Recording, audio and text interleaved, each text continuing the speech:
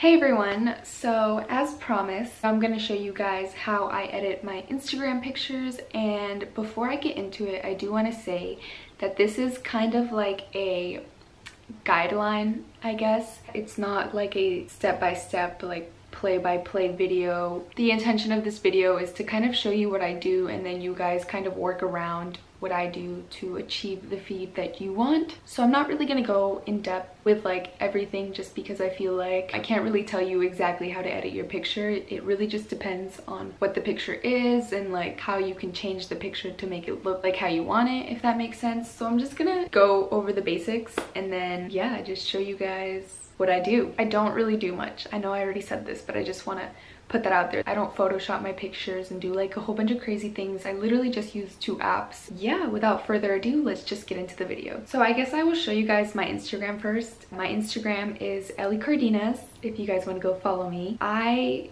like my feed to look really bright. I take all of my pictures in like good lighting. I take it outdoors, and if it's not outdoors, I just make sure that I have like natural light hitting my face, because I just find that to be the most appealing lighting. So that's what I try to do for all of my pictures. As you can see, my feed is just very like bright. I have like a lot of golden hour pictures. I just like to be outside, and I have plants incorporated into my pictures. Like if you really look at all of my pictures, I have like at least a plant somewhere in the background. I have plants around this picture. I also have some like in the back of this picture. It's not like a lot, but I just like to add that little detail in my pictures because I just like greenery and like plants. If I were to describe my feed, I would say it's like bright, natural, greenery, girly, chic Instagram.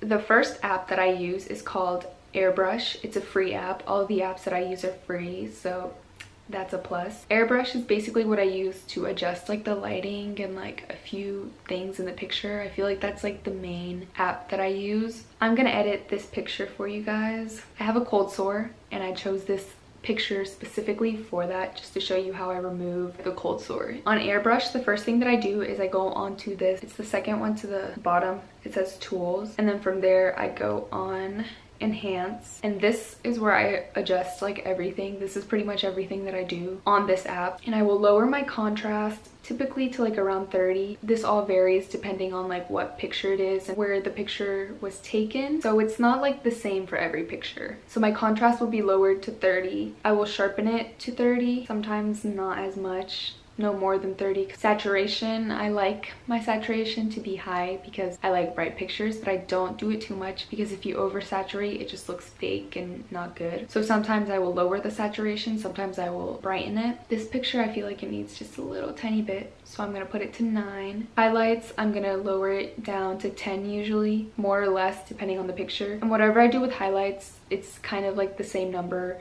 for shadows and brightness. So if my highlight was 10, I will make my shadows and brightness 10 also. And it doesn't have to be exact, I just kind of put it around the same area. This little icon on the bottom right, you can see like your picture before and after. That's all I do for that. The next thing that I do on this app is whiten my teeth, because my teeth are not white. I would do this in the retouch section and then move over to whiten, and then just go over my teeth like a few times. I don't like to make them like super white. I'm just gonna save that. The next app that I use is called Retouch.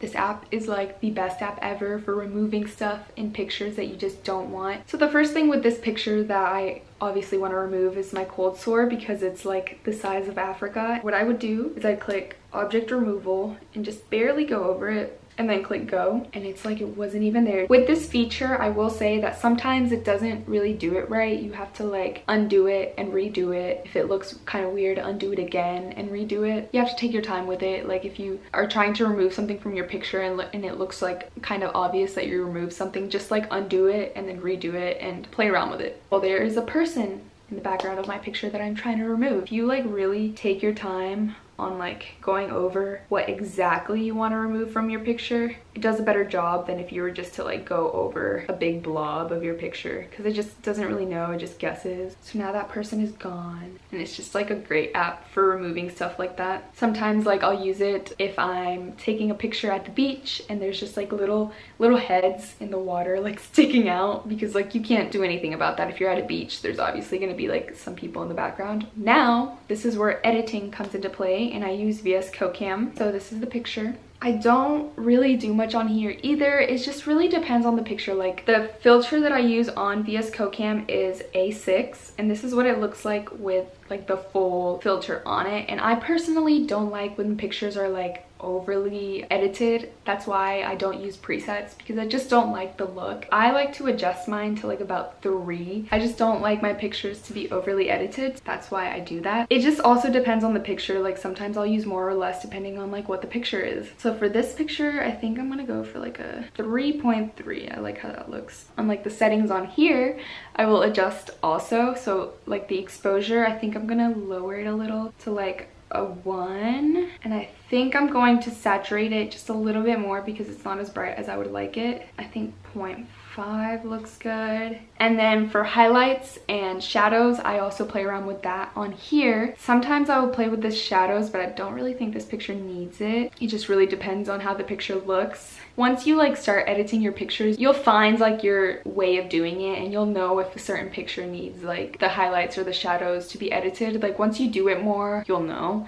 So like this picture, I think it could maybe use a little bit of shadows, but I actually like it looking how it looks. So I'm just gonna mess with the highlights. All that it does, it's basically, well, this is what I think it does. It makes your skin all like one skin tone. It kind of just like evens it all out. It like softens your face. Let me show you. This is like with no highlights, and this is with like obviously all the way. I'm not going to use it this high, but like you can see the difference from when I have no highlights to a lot. So I like to do this to like around 3, sometimes 4, and I like it here. I don't do this on all my pictures, but the majority of my pictures I'll do it. I use grain. It just really depends on like the picture and what I'm kind of going for. I don't like to use a lot either, but if it's like food pictures, I'll use more grain, and if it's like a picture of myself, I'll use less grain. It just really depends. I think it just needs like a 2.4. That's pretty much all I do. So now I'm just going to show you guys like a before and after, because I feel like you guys should see that. So this is the before picture and this is the after, but that's pretty much all I do to edit my Instagram pictures. I don't do much, like I said,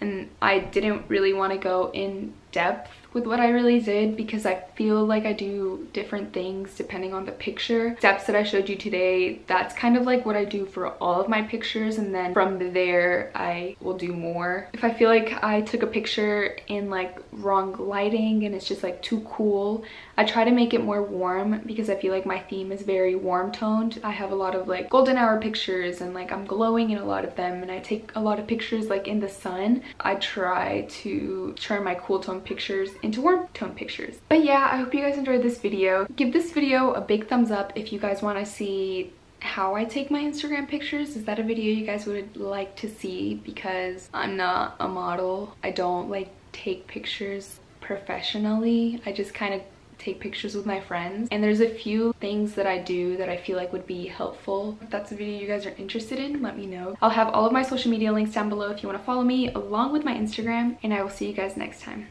Bye.